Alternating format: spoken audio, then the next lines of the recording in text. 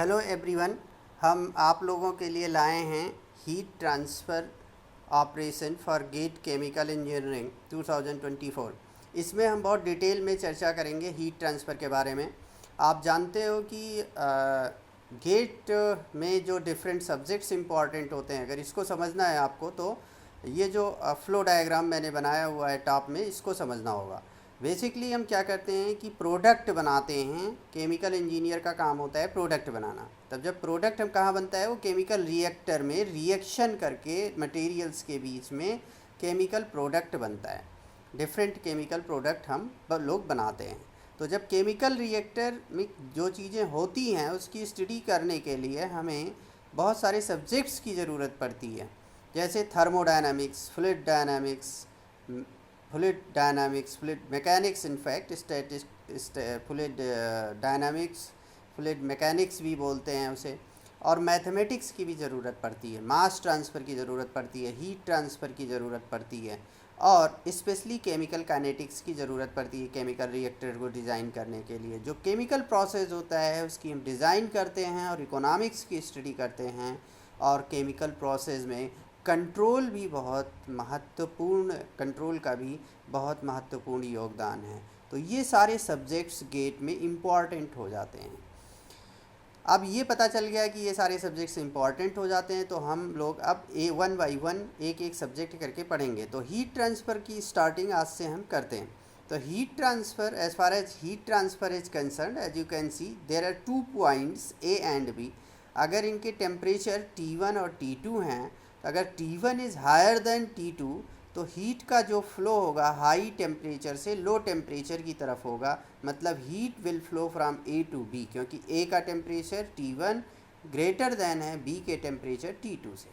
कुछ टर्म्स की ज़रूरत हमें होती है जानने की हीट ट्रांसफ़र ऑपरेशन में, जैसे या पूरे केमिकल इंजीनियरिंग में। जैसे ग्रेडियंट क्या होता है, gradient change with respect to distance होता है। जैसे टेम्परेचर का change with respect to distance, temperature gradient, like dt over dx, right.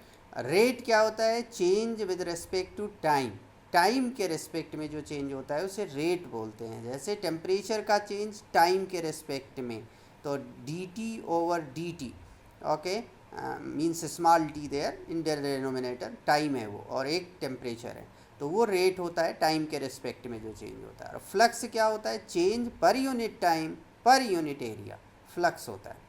मतलब उसमें पर यूनिट टाइम भी होगा इंक्लूड और पर यूनिट एरिया भी होगी, but change per unit time को रेट कहते हैं हम, तो ये इसे फ्लक्स को हम रेट पर यूनिट एरिया भी बोल सकते हैं। अब as far as heat transfer modes is concern, कितने तरह से हीट एक पॉइंट से दूसरे पॉइंट पे ट्रांसफ़र होता है, उसके 3 मॉड्स है, 3 तरीके से हो सकता है, कंडक्शन, कन्वेक्शन, रेडिएशन। कंडक्शन में क्या होता है, मॉलिक्यूल एक पोजीशन से दूसरे पोजीशन पर मूव नहीं करते हैं, बल्कि वाइब्रेशन के थ्रू अपनी हीट को ट्रांसफ़र कर देते हैं दूसरे मॉलिक्यूल को। कन्वेक्शन में क्या होता है, actual movement of the molecule होता है हीट ट्रांसफ़र के लिए, और रेडिएशन में किसी मीडियम की ज़रूरत नहीं पड़ती है। अब हम कंडक्शन को पढ़ेंगे, कंडक्शन मॉड को। कंडक्शन मॉड को जो गवर्न करता है लॉ वो है फोरियर लॉ। तो एक्सपेरिमेंटली ये फाइंड आउट किया गया कि जो हीट ट्रांसफ़र रेट है किसी भी डायरेक्शन, लेट से एक्स डायरेक्शन में, QX से अगर उसे रिप्रेजेंट करें हम, तो प्रोपोर्शनल होता है टेम्परेचर ग्रेडियंट के उस डायरेक्शन में, dt ओवर dx के। तो जब हम प्रोपोर्शनलिटी का साइन रिमूव करेंगे तो कुछ कांस्टेंट आएगा, that constant is k। So QX is equal to minus KA dt over dx। इसमें अगर k की यूनिट देखें हम तो वाट पर मीटर केल्विन होगी।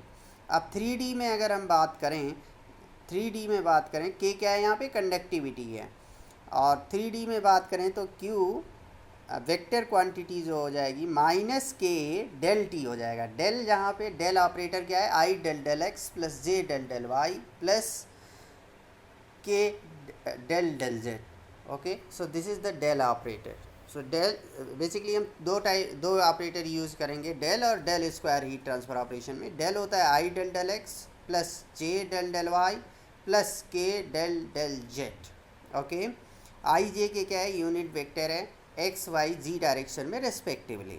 अब हम हीट कंडक्शन इक्वेशन इस फोरियर लॉ को यूज करते हुए हीट कंडक्शन इक्वेशन डिराइव करेंगे। सपोज हमारे पास कोई 3D ऑब्जेक्ट है, तो उसमें एक्स डायरेक्शन में डेल्टा एक्स डिस्टेंस है और वाई डायरेक्शन में डेल्टा वाई और जी डायरेक्शन में डेल्टा जी डिस्टेंस है।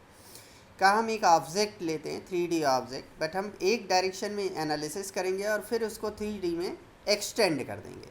तो कंजर्वेशन ऑफ एनर्जी हम यूज करेंगे। अब देखते हो आप लेफ्ट फेस से जो हीट एंट्री हो रही है वो Q एट x हो रही है, और राइट फेस से Q at x plus delta x, क्योंकि डेल्टा एक्स डिस्टेंस पे हमने लिया हुआ है दूसरा फेस।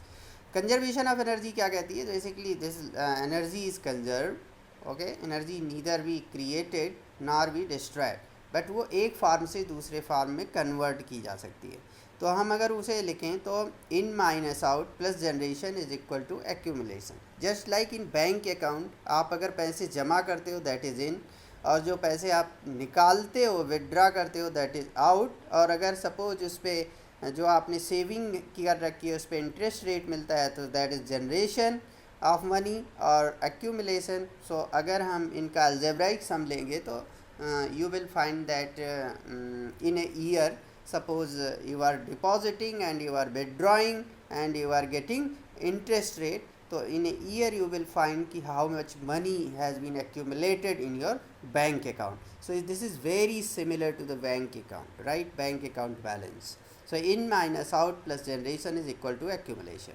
Now in जो हीट हो रही है लेफ्ट फेस से Q एट x, माइनस जो आउट हो रही है heat Q x plus delta x, plus जो जनरेशन है सपोज Q डॉट हम मान ले रहे हैं कि ये heat generation per unit time means rate per unit volume है। तो पर यूनिट वॉल्यूम है, बट यहाँ पे रेट है Q at x and Q at x plus delta x, दोनों रेट लिए हुए हैं, तो हमें वॉल्यूम से मल्टीप्लाई करना पड़ेगा हीट जनरेशन को। तो Q डॉट A अगर क्रॉस सेक्शनल एरिया है लेफ्ट फेस की, लेफ्ट और राइट फेस की क्रॉस सेक्शनल एरिया सेम है, तो A और डेल्टा x विड्थ है, तो A डेल्टा x वॉल्यूम हो जाएगा। तो Q dot A delta x is equal to accumulation क्या होगा, MCPT जो हीट है उसी का time rate of change, accumulation होगा टाइम के साथ चेंज। तो MCPT, तो M अगर कांस्टेंट हो तो M को बाहर ले लेंगे, CP अगर कांस्टेंट हो तो उसको भी बाहर ले लेंगे, और T del T over del T हो जाएगा। तो M को हम लिख सकते हैं, M क्या है, मास है, मास को वॉल्यूम इंटू डेंसिटी लिख सकते हैं। तो डेंसिटी रो हो गई, वॉल्यूम हो गया A डेल्टा x और CP और del T over del small t। Okay, now अब डेल्टा एक्स से हम थ्रू आउट डिवाइड कर दे रहे हैं, तो डिवाइड करने पे मिल जाएगा Q at x minus Q at x plus delta x divided by delta x plus Q dot A is equal to rho A CP del capital T means temperature divided by del small t means time. Actually यहाँ divided by नहीं बोलते हैं क्योंकि ये derivative है, इसे बोलते हैं del capital T over del T. Okay, अब हम limit delta x tending to zero लेंगे, तो आप जानते हो f x plus delta x minus f at x divided by delta x limit delta x tending to zero d f over d x होता है, but यहाँ पे reverse है, क्यू एट एक्स है minus q at x plus delta x है, जबकि होना क्या चाहिए, q x plus delta x minus q at x divide delta x होना चाहिए डी क्यू और डी एक्स होने के लिए। बट तो क्या करेंगे, हम माइनस कामन लेंगे, तो minus d q x d of q x minus d of q x minus d of q x by minus d of q x over d x plus Q dot A is equal to rho A C P del capital T over del small t. But आप जानते हो फोरियर्स law से पहले बता चुका हूँ, Q X is equal to minus K A del T over del X. इसको हम पुट करेंगे तो माइनस माइनस साइन ऊपर की इक्वेशन में पुट करेंगे, माइनस माइनस प्लस हो जाएगा। तो के ए अगर कंडक्टिविटी कांस्टेंट है तो के ए को हम बाहर ले सकते हैं, तो K A D two T over D del two T over del x square, K A del two T over del x square plus Q dot A is equal to rho A C P del capital T over del small T. Small T time के लिए, capital T temperature के लिए। के constant होगा तभी ऐसा कर पाएंगे क्योंकि हम उसे डेरिवेटिव से बाहर ले रहे हैं। अब ए यहाँ थ्रू आउट कैंसिल हो जाएगा, तो हमारे पास क्या बचेगा, del two T over del x square plus Q dot by K से हम डिवाइड भी कर दे रहे हैं थ्रू आउट इक्वेशन को, is equal to rho C P by K del capital T over del small T. अब हम इसे 3D में एक्सटेंड करेंगे तो y और z वाले टर्म भी आ जाएंगे, means del two T over del Y square, del two T over del Z square भी आ जाएगा। तो on extension we will get del two T over del x square plus del two T over del Y square plus del two T over del Z square plus Q dot by K is equal to 1 by alpha del capital T over del small T. हमने रो सी P by के को 1 by alpha लिखा है, means alpha is equal to क्या हो जाएगा, k by rho C p.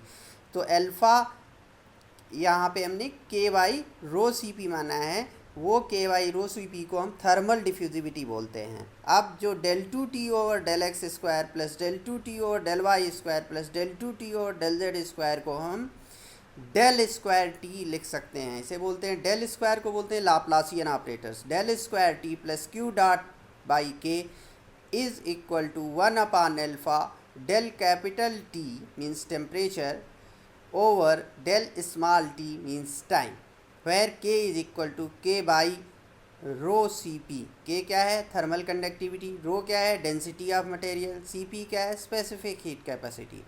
तो ये सॉरी यहाँ पे के नहीं, यहाँ अल्फ़ा इज इक्वल टू होना चाहिए, where alpha is equal to K by rho C P. Alpha क्या है, thermal diffusivity of the material. Thank you. Next lecture में हम इसके आगे प्रोसीड करेंगे। ये आपकी हीट कंडक्शन इक्वेशन है 3D में। नेक्स्ट लेक्चर में हम लोग और बातें करेंगे हीट ट्रांसफ़र ऑपरेशन के बारे में। आप मुझसे जुड़े रहिए, पूरा कोर्स गेट का कवर होगा। और जिस चैनल पर अगर आप नए हैं तो सब्सक्राइब कर दीजिए ताकि आपको इन्फॉर्मेशन मिल जाया करे। और आप लोग इस वीडियो को शुरू से स्टार्टिंग से एंड तक देखिएगा, और शॉर्ट वीडियो बनाऊंगा ताकि आप लोग जल्दी कॉन्सेप्ट को समझ सकें और आपका टाइम भी ज़्यादा वेस्ट ना हो। टू द पॉइंट हर चीज़ इसमें रहेगी और आप गेट में बहुत ही अच्छी रैंक लाएंगे, ऐसी मेरी शुभकामनाएं हैं। धन्यवाद, वेरी मच, थैंक यू।